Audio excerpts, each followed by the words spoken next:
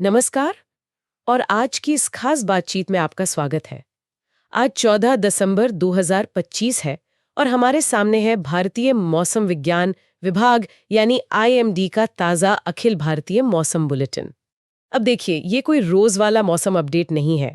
आज हमारी कोशिश इस बुलेटिन के पन्नों के बीच छिपी कहानी को समझने की है। हम देखेंगे कि कैसे एक ही समय में भारत मौसम के 3 बिल्कुल अलग अलग चेहरे दिखा रहा है। बिल्कुल।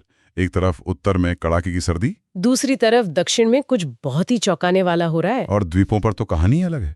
तो ये तीनों कहानियां आपस में कैसे जुड़ी हैं, यही आज की हमारी खोज है। चलिए इस पर विस्तार से चर्चा शुरू करते हैं। तो शुरुआत करते हैं उत्तर भारत से, जहां मौसम ठीक वैसा ही है जैसा सर्दियों में मतलब हम उम्मीद करते हैं। हाँ, क्लासिक विंटर पैटर्न। बुलेटिन साफ साफ कह रहा है कि जम्मू कश्मीर, लद्दाख, गिलगित बाल्टिस्तान, मुजफ्फराबाद, इन सब जगहों पर आज और कल हल्की बारिश और बर्फबारी का अनुमान है। और हिमाचल और उत्तराखंड को भी आज बर्फबारी की सौगात मिल सकती है। और इसके पीछे का जो कारण है वो हमारा पुराना दोस्त पश्चिमी विक्षोभ है, वेस्टर्न डिस्टर्बेंस। जी। मौसम विज्ञान की भाषा में कहें तो उत्तरी पाकिस्तान के ऊपर एक अपर एयर साइक्लोनिक सर्कुलेशन बना हुआ है। एक मिनट, ये सुनने में बहुत भारी भरकम लगता है, अपर एयर साइक्लोनिक सर्कुलेशन। जी। अगर किसी को आसान भाषा में समझाना हो तो ये क्या बला है? बिल्कुल, इसे ऐसे समझिए, जैसे भूमध्य सागर से एक बहुत बड़ा गीला स्पंज हवा में तैरता हुआ हमारी तरफ आ रहा है। एक गीला स्पंज? हाँ बिल्कुल। और जैसे ही ये हिमालय के ऊंचे पहाड़ों से टकराता है, ये स्पंज एक तरह से निचोड़ जाता है। अच्छा। और उसका सारा पानी बारिश और बर्फ के रूप में पहाड़ों पर गिर जाता है। वाह, ये बढ़िया तरीका है समझने का। तो पहाड़ों के लिए तो ये सर्दी का तोहफा है। सही बात है, पहाड़ों को तो उनका तोहफा मिल गया। लेकिन जब ये ठंडी हवा पहाड़ों से नीचे मैदानों में उतरती है तो वहां की तस्वीर पूरी तरह बदल जाती है। बिल्कुल। यहाँ की सबसे बड़ी चुनौती है कोहरा, और बुलेटिन में इसे लेकर चेतावनियां भी काफी गंभीर हैं। हाँ, बहुत गंभीर। पंजाब, हरियाणा, चंडीगढ़ और यहाँ तक कि पूर्वोत्तर मध्य प्रदेश में भी 15 और 16 दिसंबर को सुबह घना कोहरा छाया रहेगा। हिमाचल में ये सिलसिला 17 तारीख तक चलेगा। लेकिन उत्तर प्रदेश के लिए चेतावनी एक कदम और आगे है जी। वहां 15 और 16 को घना कोहरा और 15 तारीख को तो बहुत घना कोहरा की बात कही गई है। Very dense fog. इसमें फर्क क्या है? मतलब घना और बहुत घना। फर्क बहुत बड़ा है और ये सीधे सीधे इस बात से जुड़ा है कि आपको कितनी दूर तक दिखाई दे रहा है, विजिबिलिटी से। हाँ, जब हम कहते हैं घना कोहरा तो विजिबिलिटी 50 से 200 मीटर के बीच होती है। लेकिन बहुत घना कोहरा मतलब विजिबिलिटी 50 मीटर से भी कम। 50 मीटर से कम। और आज सुबह के आंकड़े तो सच में होश उड़ाने वाले हैं। क्या है आंकड़े, बताइए। आज सुबह 8:30 बजे आगरा में एयरफोर्स स्टेशन पर विजिबिलिटी थी 0 मीटर। क्या? जीरो?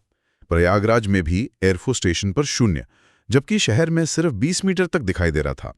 वाराणसी एयरपोर्ट पर 50 मीटर और दिल्ली के सफदरजंग में 200 मीटर। 0 मीटर, इसका मतलब तो ये हुआ कि आप अपने सामने खड़े इंसान को भी नहीं देख सकते। बिल्कुल।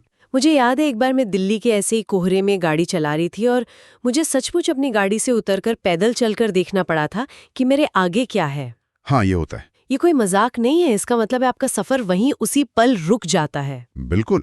0 मीटर विजिबिलिटी का सीधा मतलब है कि हवाई और रेल यातायात पूरी तरह से ठप, सब बंद। फ्लाइट्स डाइवर्ट होती है, ट्रेनें घंटों नहीं बल्कि कभी कभी दिनों तक लेट हो जाती हैं। हाँ। और सड़कों पर तो ये जानलेवा हो सकता है। सही बात है।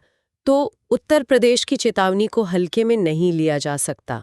ठीक है, तो उत्तर भारत में बर्फ और कोहरा, ये तो समझ आता है। हाँ, ये अपेक्षित है। लेकिन इस बुलेटिन की असली चौंकाने वाली कहानी तो यहाँ से हजारों किलोमीटर दूर दक्षिण में छिपी है। बिल्कुल। यहाँ कुछ ऐसा हो रहा है जिस पर मतलब यकीन करना मुश्किल है।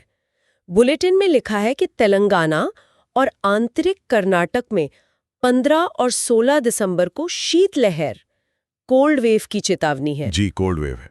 और सुनिए, उत्तरी आंतरिक कर्नाटक में 15 दिसंबर को गंभीर शीतलहर, सिवियर कोल्ड वेव की संभावना है। हाँ।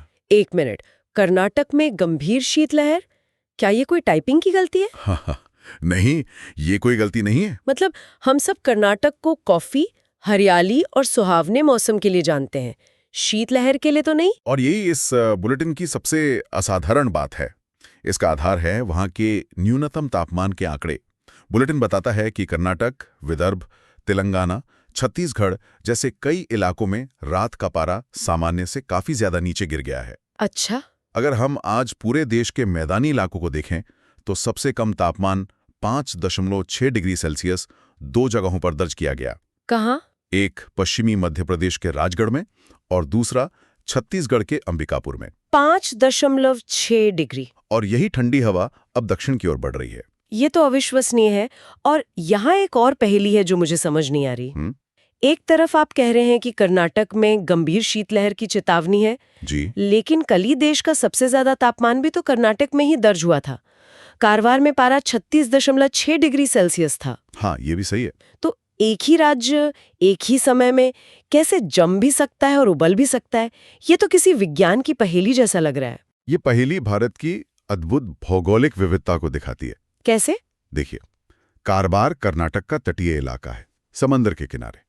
वहां दिन में समुद्र का असर रहता है, नमी होती है, जिससे तापमान बढ़ जाता है। ठीक है। लेकिन उत्तरी आंतरिक कर्नाटक, जहां शीतलहर की चेतावनी है, वो एक पठारी और सूखा इलाका है। वो समुद्र से बहुत दूर है। वहां रात में जमीन बहुत तेजी से अपनी गर्मी खो देती है, ओह, जिससे पारा अचानक बहुत नीचे गिर जाता है। तो ये सिर्फ भूगोल का खेल है? भूगोल तो है, लेकिन कहानी इससे भी गहरी है। अच्छा। दिलचस्प बात यह है कि ये घटनाएं अलग थलग नहीं हैं। जब उत्तर में पश्चिमी विक्षोभ ठंडी और सूखी हवा को जोर से नीचे की ओर धकेलता है और ठीक उसी समय दक्षिण भारत में बंगाल की खाड़ी से आने वाली नमी वाली हवाएं कमजोर होती हैं, तो इस ठंडी सूखी हवा को रोकने वाला कोई नहीं होता। अरे वाह! ये हवा बिना किसी रोक टोक के मध्य भारत को पार करती हुई सीधे कर्नाटक और तेलंगाना तक पहुंच जाती है और वहां शीतलहर जैसी स्थिति बना देती है। तो इसका मतलब ये हुआ कि उत्तर की बर्फबारी का असर दक्षिण की ठंड पर पड़ रहा है। बिल्कुल।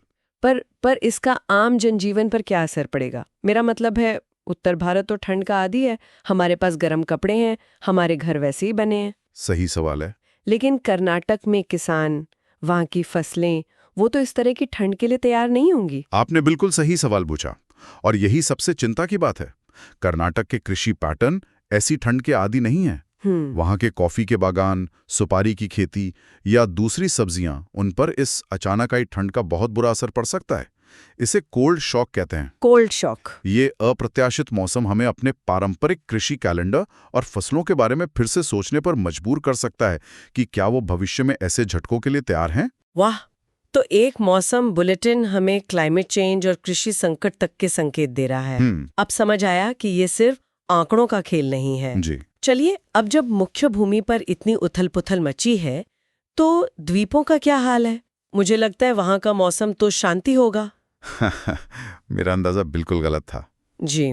अंडमान और निकोबार द्वीप समूह की कहानी तो बिल्कुल ही अलग चल रही है। बिल्कुल अलग।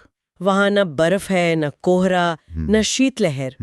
बुलेटिन के मुताबिक 14 से लेकर 18 दिसंबर तक वहां गरज, बिजली और 30-40 किलोमीटर प्रति घंटे की रफ्तार वाली तेज हवाओं का दौर चलेगा। ये तो मानसून जैसा लग रहा है। वही तो। जी, आप कह सकते हैं।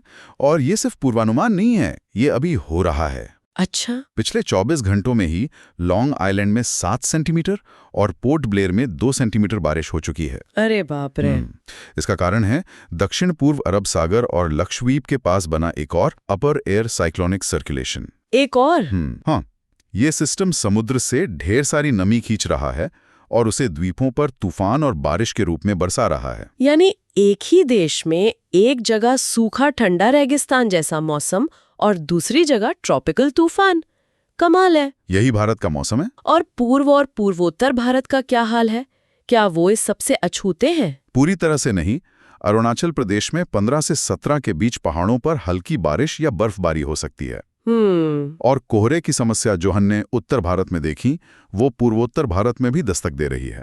15 से 19 दिसंबर तक वहां भी सुबह के समय घना कोहरा छाए रहने की चेतावनी है। तो कुल मिलाकर उत्तर में बर्फ और कोहरा, दक्षिण में अप्रत्याशित शीतलहर, द्वीपों पर तूफान।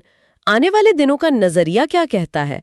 क्या ये ठंड और बढ़ेगी या कुछ राहत मिलेगी? हाँ, तापमान का पूर्वानुमान भी काफी दिलचस्प है। अच्छा। उत्तर पश्चिम भारत में अगले 3 दिनों में रात का पारा लगभग 2 डिग्री सेल्सियस और गिरेगा। मतलब ठंड बढ़ेगी और बढ़ेगी। लेकिन उसके ठीक बाद अगले 4 दिनों में तापमान फिर से 2 डिग्री सेल्सियस बढ़ जाएगा। 1 मिनट? पहले 2 डिग्री नीचे, फिर 2 डिग्री ऊपर। ये इतना अस्थिर क्यों है? ऐसा क्यों हो रहा है? इसकी वजह है पश्चिमी विक्षोभ का आना और जाना। ओह, अभी जो सिस्टम असर दिखा रहा है उसके गुजरते ही ठंड बढ़ेगी, लेकिन उसके पीछे पीछे 17 दिसंबर की रात से एक और ताज़ा कमजोर पश्चिमी विक्षोभ आ रहा है। एक और आ रहा है? हाँ, ये नया सिस्टम थोड़ा गर्म होगा, इसलिए तापमान फिर से बढ़ जाएगा। कमजोर होने का क्या मतलब है? कमजोर होने का मतलब है कि शायद इससे बहुत ज्यादा बर्फबारी न हो, लेकिन मौसम में हलचल जरूर होगी। इसी का असर है कि अगले कुछ दिनों के पूर्वानुमान में जम्मू कश्मीर और हिमाचल के साथ साथ दक्षिण के केरल और तमिलनाडु में भी हल्की बारिश की बात कही गई है। तो ये हफ्ता तो मौसम के लिहाज से पूरे भारत के लिए एक्शन से भरपूर रहने वाला है। बिल्कुल। ये बातचीत वाकई आंखें खोलने वाली रही है। यह दिखाती है कि कैसे भारत की विविध मौसम प्रणालियां एक ही समय पर देश के अलग-अलग कोनों को अपने अपने अंदाज में प्रभावित कर रही हैं। बिल्कुल, ये विश्लेषण हमें दिखाता है कि कैसे पश्चिमी विक्षोभ और अलग-अलग ऊंचाइयों पर बने चक्रवाती परिसंचरण जैसी प्रणालियां एक साथ एक बड़ी मशीन के पुर्जों की तरह काम कर रही हैं। एक सिस्टम उत्तर में ठंड ला रहा है तो दूसरा द्वीपों पर बारिश कर रहा है, और इन सब के मिले जुले असर से दक्षिण में शीत लहर जैसी अप्रत्याशित स्थितियां बन रही हैं। सब कुछ एक दूसरे से जुड़ा हुआ है। और आज की इस चर्चा को खत्म करने से पहले हम अपने श्रोताओं के लिए एक विचार छोड़ना चाहते हैं। जरूर। एक ऐसी जानकारी जो इस पूरे बुलेटिन में छिपी थी, लेकिन जो शायद इन सब घटनाओं के पीछे का असली मास्टरमाइंड है। इस बुलेटिन में एक लाइन है जिस पर किसी का ध्यान नहीं जाता। क्या है वो? वो ये कि हमारे वायुमंडल में बहुत ऊपर, लगभग 12.5 किलोमीटर की ऊंचाई पर एक सब ट्रॉपिकल वेस्टर्ली जेट स्ट्रीम बह रही है। Jet stream? हाँ, इसे हवा की एक बहुत तेज नदी समझिए, और इसकी रफ्तार कितनी? 95 नॉट्स, यानी लगभग 175 किलोमीटर प्रति घंटा। 175 किलोमीटर प्रति घंटा की रफ्तार से बहती हवा की नदी? जी। तो सोचने वाली बात यह है कि ये शक्तिशाली नदी जो हमारे सिर के मीलों ऊपर चुपचाप बह रही है, शायद हमारे जमीनी मौसम की असली कंट्रोलर है, जो पर्दे के पीछे से सब कुछ चला रही है। बिल्कुल। और यहीं से असली सवाल उठता है, जैसे जैसे जलवायु पैटर्न बदल रहे हैं और हमारी दुनिया गर्म हो रही है, इन जेट स्ट्रीम के व्यवहार में क्या बदलाव आ सकते हैं? बहुत जरूरी सवाल है। क्या ये नदियां अपना रास्ता बदलेंगी? क्या इनकी रफ्तार कम या ज्यादा होगी? और इसका असर? और इसका असर भविष्य में हमारी सर्दियों की तीव्रता और उनके पूर्वानुमान पर क्या पड़ेगा?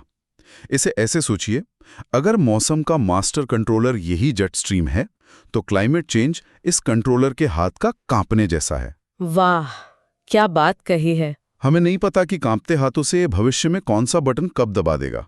इस पर विचार जरूर कीजिएगा।